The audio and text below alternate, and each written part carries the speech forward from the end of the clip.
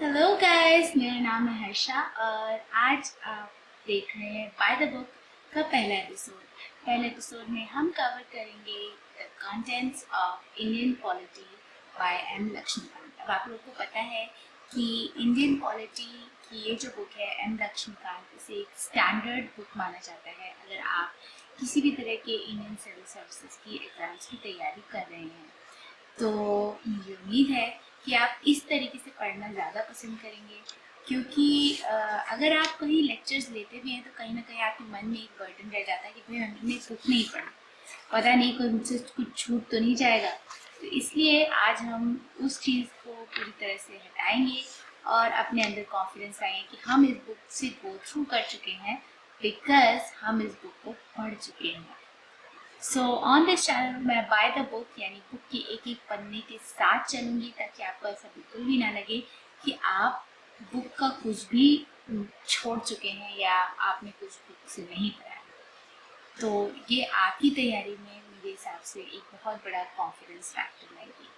तो मेरे हिसाब से सबसे पहले किसी भी बुक को समझने से पहले हमें ये समझना होता है कि उस बुक के कंटेंट्स क्या है, उसका एक मैप समझ लेते हैं अगर हम दिमाग में, तो हमें उस बुक को फॉलो करना आसान रहता है। आई नो कि यूजुअली लोग कंटेंट से आगे बढ़ जाते हैं, लेकिन आप मेरे इस एपिसोड में जानेंगे कि कंटेंट को समझना क्यों ज़रूरी है before we dive into the book. अगर आप पहले चैप्टर से पढ़ना शुरू कर देंगे तो प्रॉब्लम ये आएगी कि आप फिर उसके बाद ऐसा आपको हर वक्त लगता रहेगा कि भाई बहुत सारा अभी बचा हुआ है, बहुत सारा बचा हुआ है, तो आपके अंदर कॉन्फिडेंस बिल्डअप नहीं होगा। तो हमें उस चीज़ को हटाने के लिए क्या करना है, हमें हमेशा अपने अंदर अपने मन में एक मैप बना लेना है कि हम पहले ये पढ़ेंगे, फिर हम ये पढ़ेंगे, इसके बाद ये आता है, इसके बाद ये आता है और अंत में ये बुक खत्म हो जाती है। तो इसकी वजह से आपको बुक में फॉलो करना कि हम इस वक्त कहाँ पे हैं, हम इस वक्त एक्चुअली क्या पढ़ रहे हैं, वो करना बहुत आसान हो जाता है। तो इंडियन पॉलिटी की जो बुक है उसकी कंटेंट्स में अगर हम जाएं, सबसे पहले आता है कॉन्स्टिट्यूशनल फ्रेमवर्क। तो कॉन्स्टिट्यूशनल फ्रेमवर्क जो है गाइस, उसमें हम सबसे पहले तो ये देखेंगे, रूल्स बिछाने से पहले हम ये जानेंगे कि हम किस तरह के फ्रेमवर्क को फॉलो कर रहे हैं। तो एक कॉन्स्टिट्यूशनल फ्रेमवर्क जो है, जो ये बताएगा कि भैया हमारी ये प्लेइंग फील्ड है, ये बाउंड्री है, हमें इसके अंदर ही रहना है और हमें इस तरीके से रूल्स को फॉलो करना है।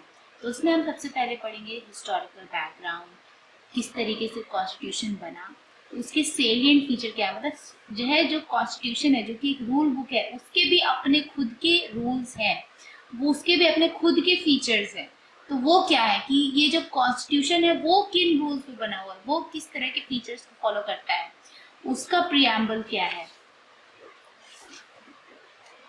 फिर हम जानेंगे कि हम, अच्छा ठीक है, अगर हम रूल्स बना रहे हैं तो हमने ये कैसे डिसाइड किया कि हमारे जो रूल्स हैं वो किस क्षेत्र तक फॉलो होंगे, किस एरिया तक फॉलो होंगे। इसलिए हम यूनियन एंड इट्स टेरिटरीज को पढ़ेंगे। उसके बाद हम पढ़ेंगे कि सिटीजनशिप क्या होती है। सिटीजनशिप में हम यह डिफाइन करेंगे भैया कि भारत का जो सिटीजन कौन होगा जिसके ऊपर ये रूल्स अप्लाई होंगे, ठीक है। उसके बाद हमारे फंडामेंटल राइट्स क्या है, हमारा principal directive of state policy क्या है, और उसके बाद हम देखेंगे कि fundamental duties, amendment of constitution और बेसिक स्ट्रक्चर ऑफ कॉन्स्टिट्यूशन। मतलब इन सब में हमने ये समझ लिया कि जो हमारी रूल बुक है वो किन किन लोगों पे अप्लाई होगी, किन किन लोगों पे उसे फॉलो कर सकते हैं हम। उसके बाद हम आ जाते हैं कि स्टेट ऑफ गवर्नमेंट पे। अब इसके लिए दोस्तों मैंने इसको फॉलो कर सकते हैं हम, लेकिन मैंने कुछ लिखा भी है, so let's try with this. तो हमने ये चीज़ें सारी पढ़ ली हैं कि कॉन्स्टिट्यूशनल फ्रेमवर्क में क्या क्या आएगा। ये सारे जो टॉपिक्स हैं वो कॉन्स्टिट्यूशनल फ्रेमवर्क में आएंगे। अब उसके बाद हम आ जाते हैं सिस्टम ऑफ गवर्नमेंट पे। तो सिस्टम ऑफ गवर्नमेंट में क्या आ जाएगा, हम अभी ये डिफाइन करना शुरू करेंगे कि एक गवर्नमेंट अगर हम बोल रहे हैं तो उसमें क्या सिस्टम बनेगा। तो उसमें हम क्या डिफाइन करेंगे, parliamentary system, federal system, central state या इंटर स्टेट क्या होता है, और इमरजेंसी में कब लागू होती है, ठीक है, किसी भी गवर्नमेंट के ऊपर। उसके बाद हम उस गवर्नमेंट को डिवाइड करेंगे, किसमें, सेंट्रल गवर्नमेंट में, स्टेट गवर्नमेंट में, लोकल गवर्नमेंट में और union territories and special areas में, ठीक है। तो अब सेंट्रल गवर्नमेंट में क्या आएगा, सेंट्रल गवर्नमेंट में हम क्या पढ़ेंगे, सेंट्रल गवर्नमेंट में हम पढ़ेंगे president, vice president, prime minister, फिर उनका जो सेंट्रल काउंसिल ऑफ मिनिस्टर्स और होते हैं, और कैबिनेट कमेटी जो होती है, ठीक है। ये 5 चीजें हमारी अलग हो गई। उसके बाद हम क्या डिफाइन करेंगे, हम डिफाइन करेंगे कि पार्लियामेंट क्या होता है, पार्लियामेंट्री कमिटीज क्या होती है, पार्लियामेंट का एक अपना फोरम जो होता है वो क्या होता है, वो क्या काम करता है, और पार्लियामेंट्री ग्रुप क्या होता है। अब ये सारी चीजें सुनने में एक जैसी लग रही हैं, लेकिन यही तो बात है कि हमें डिफाइन करना है कि ये सब चीजें अलग क्यों है, पार्लियामेंट क्यों अलग है। तो पार्लियामेंट के भी ऊपर कौन रूल बिछाएगा, बोलते नहीं है दोस्तों कि भैया अभी देख लो इन लोगों ने ये काम कर दिया, कमिटी बिठाई गई है। तो जो पार्लियामेंट है वो किस तरह के रूल्स फॉलो करेगी, और उन्हें कौन देख रहा होगा कि ये लोग लॉज फॉलो कर रहे हैं या नहीं कर रहे हैं, उसके लिए बन गई एक कमिटी। पार्लियामेंट का फोरम, जो पार्लियामेंट का फोरम मतलब फोरम क्या होता है दोस्तों, आपको पता है, जनता जैसी जो ना, जनता कुछ भी आपको सजेशन देगी या कुछ देगी, तो उस तरीके की चीजें जो है जो जनता की सुनेगी कौन है, पार्लियामेंट्री फोरम, जो लाएगी कि भैया ये जनता में ये इशू चल रहा है तो पार्लियामेंट में ये चीज डिस्कस होनी है। फिर पार्लियामेंट्री ग्रुप। अब ये जो एक सेक्शन हो गया, अब हम उसके बाद हम क्या पढ़ेंगे, सेंट्रल गवर्नमेंट के अंदर ही supreme court, judicial review, judicial activism और पब्लिक इंटरेस्ट लिटिगेशन। यानी कि ये जो एक 4 चीजों का सेक्शन है वो अलग है। तो हम इनमें 3 सेक्शन पढ़ेंगे जो सेंट्रल गवर्नमेंट पढ़ेंगे। पहले तो हम ये डिफाइन करेंगे सेंट्रल गवर्नमेंट के ministers, committee, PM, vice president, president, ठीक है, ये सब अलग करेंगे, गवर्नमेंट में कौन कौन से लोग आ गए सेंट्रल गवर्नमेंट में। उसके बाद जो पार्लियामेंट के रूल्स हैं वो बताएंगे, और उसके बाद जो सुप्रीम कोर्ट और जुडिशियल रिव्यू है, यानी कि जितने भी लॉ से रिलेटेड है वो हम एक ये तीसरा सेक्शन होगा, ठीक है। हमारा हो गया सेंट्रल गवर्नमेंट का हिस्सा। अब उसके बाद हम आ जाते हैं स्टेट गवर्नमेंट। स्टेट गवर्नमेंट में क्या पढ़ेंगे, फिर से वही, स्टेट गवर्नमेंट में क्या आएगा, गवर्नर, सीएम और स्टेट काउंसिल ऑफ मिनिस्टर्स। ये हम पहले अपना अलग कि कौन कौन आदमी जो है स्टेट गवर्नमेंट बनाते हैं वो हमने अलग डिफाइन कर दिया। उसके बाद हम आ जाते हैं स्टेट के लॉज। स्टेट के लॉज के लिए क्या आ जाएगा, स्टेट का लेजिस्लेचर होगा अपना, वहाँ स्टेट में क्या होता है, हाई कोर्ट होता है। जैसे गवर्नमेंट में सुप्रीम कोर्ट होती है वैसी स्टेट में क्या होती है, हाई कोर्ट होती है। उसके अलावा आ जाता है ट्रिब्यूनल्स, सबऑर्डिनेट कोर्ट और special features of some states. यानी कि अब भैया जो भी एक्सेप्शंस है उनको भी हमें समझना होता है, उन्हें भी याद करना होता है, आपको पता ही है। तो जितनी भी एक्सेप्शनल चीजें हैं वो आ जाएंगी special provision for some state. उसके बाद हम आ जाते हैं लोकल गवर्नमेंट पे। लोकल गवर्नमेंट, अब लोकल गवर्नमेंट में सिर्फ 2 ही चीजें आती है, पंचायती राज और म्यूनिसिपैलिटी। और उसके बाद चौथी चीज क्या हो गई, union territory plus special area. जैसे कि यूनियन टेरिटरी हम बताएंगे और शेड्यूल्ड एंड ट्राइबल एरियाज हम लोग बताएंगे, ठीक है। तो ये हमारा जो पूरा है वो है एक सिस्टम ऑफ गवर्नमेंट। ओके, अब हमने भैया गवर्नमेंट पूरी तरह से डिफाइन कर दी। अब हम क्या करेंगे, अब हम समझेंगे कॉन्स्टिट्यूशनल बॉडीज को। तो हम क्या समझेंगे, देखो एक होती है कॉन्स्टिट्यूशनल बॉडीज, एक होती है नॉन कॉन्स्टिट्यूशनल बॉडीज, और एक होती है अदर कॉन्स्टिट्यूशनल बॉडीज। और डायमेंशन के लिए हमने एक अलग से एक सेक्शन बना दिया। तब कॉन्स्टिट्यूशनल बॉडीज क्या होंगी, जो कॉन्स्टिट्यूशन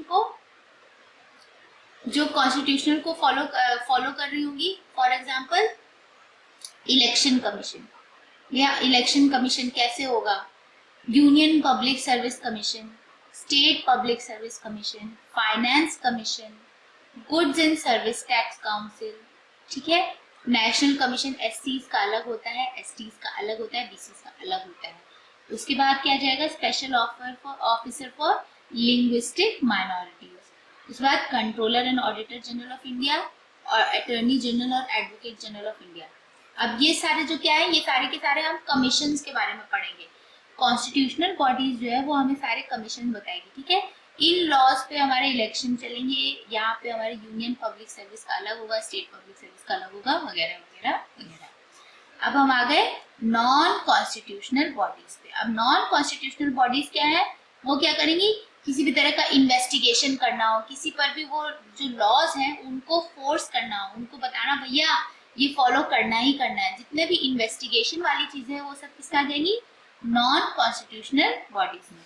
कॉन्स्टिट्यूशनल बॉडीज क्या थी, ये फॉलो कर रही थी, इसमें मतलब सारी जनता आ गई कि भैया ये फॉलो करना है। ये कौन है, जो लोग नहीं फॉलो कर रहे हैं उनको ऊपर कैसे हमें उनके ऊपर कैसे हमें लॉज को लगाना है, कैसे हमें उन्हें पनिशमेंट देनी है, क्या करना है, वो सब कहाँ आ जाएंगे, नीति आयोग, ठीक है। उसमें आगे ह्यूमन राइट्स, ह्यूमन राइट्स कैसे होंगे, स्टेट ह्यूमन राइट्स और नेशनल ह्यूमन राइट्स कमीशन दोनों अलग अलग बता दिए।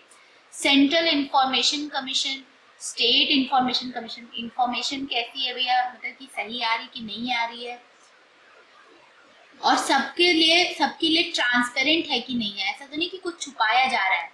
फिर आगे क्या, सेंट्रल विजिलेंस कमीशन, विजिलेंस आप समझ गए कि विजिलेंस क्या होता है दोस्तों, जो ध्यान रखने वाला, विजिलेंस, हर वक्त विजिलेंट रहे, हर वक्त अलर्ट रहे। CBI, central bureau of investigation, ठीक है। लोकपाल और Lokayukta, national investigation agency, national disaster management authorities, ये सब क्या है, ये सब जो है लोगों को रूल फॉलो अगर नहीं कर रहे तो उनपे और भी ज्यादा स्ट्रिक्ट रूल फॉलो करने के लिए, उनपे इन्वेस्टिगेशन करने, कोई गलत काम कर रहा है तो उसको कैसे इन्वेस्टिगेट करेंगे, ये सब समझने के लिए हमें क्या चाहिए, नॉन कॉन्स्टिट्यूशनल बॉडी।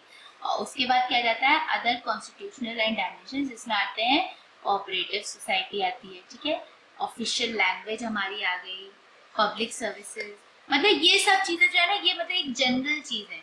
हमने जो मेन चीजें थी वो हमने कॉन्स्टिट्यूशनल और नॉन कॉन्स्टिट्यूशनल बॉडी में हमने डिफाइन कर दी। उसके अलावा जैसे हर चीज में एक्सेप्शन आते हैं दोस्तों, इसमें भी आ गए।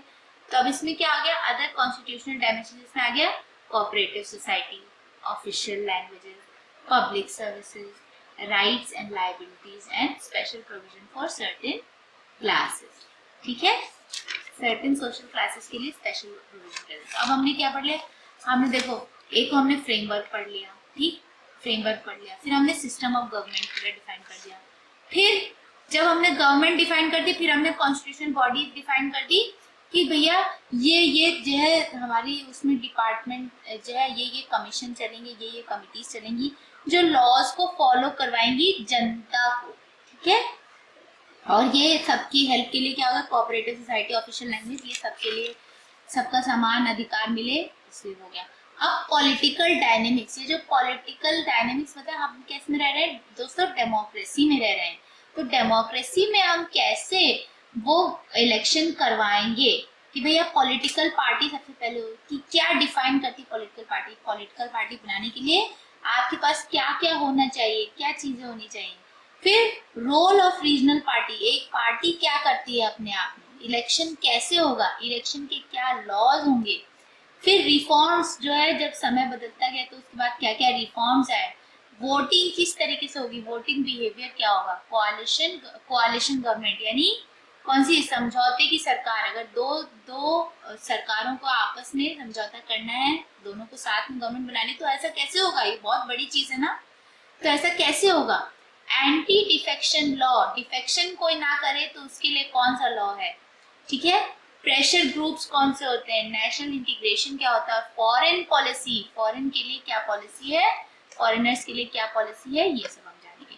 तो अब हमारी कौन सी चीजें हो गई, 5 चीजें हो गई जो हम इस पूरी बुक में कवर करेंगे, अगर हम मोटा मोटा समझ लें तो, ठीक है। इंडियन पॉलिटी एम लक्ष्मीकांत में हम 5 चीजें कवर करेंगे। सबसे पहले क्या आ गया, फ्रेमवर्क, जिसमें हमने ये देख लिया कि हमारी जो रूल बुक है, जो हमारी रूल बुक है वो अपने आप में किस तरह के रूल को फॉलो कर रही है। उसके बाद हमारा आ गया system of government, central, state, local और union territory and special areas. उसके बाद हमने ये 3 चीजें डिफाइन कर दी कि कॉन्स्टिट्यूशनल बॉडीज के अंदर क्या आएगा, नॉन कॉन्स्टिट्यूशनल बॉडीज के अंदर क्या आएगा, और अदर कॉन्स्टिट्यूशनल बॉडीज क्या है। उसके बाद डेमोक्रेसी को फॉलो करने के लिए पॉलिटिकल डायनेमिक्स क्या होनी चाहिए, और ये सब चीजें फॉलो हों तो उनको समझने के लिए वर्किंग ऑफ अ कॉन्स्टिट्यूशन एक लास्ट हमने चीज बनाई। तो इन सब में हमारी जो इंडियन पॉलिटी की जो बुक है एम लक्ष्मीकांत है वो खत्म हो जाती है। तो उम्मीद है दोस्तों कि अब आप समझ गए होंगे और आपके मन का डर जो है इस बुक के प्रति वो हल्का सा खत्म हो गया होगा। मैं मिलती हूँ आपसे अगले एपिसोड में, जहाँ हम शुरू करेंगे इस बुक का पहला चैप्टर। और पहला चैप्टर कौन सा है अभी देख लेते हैं। इसका पहला चैप्टर है historical background from constitutional framework. Constitutional framework का पहला चैप्टर है हिस्टोरिकल बैकग्राउंड, और वो हम कवर करेंगे अपने अगले एपिसोड में। मिलती हूँ आपसे नेक्स्ट एपिसोड में, तब तक के लिए थैंक यू।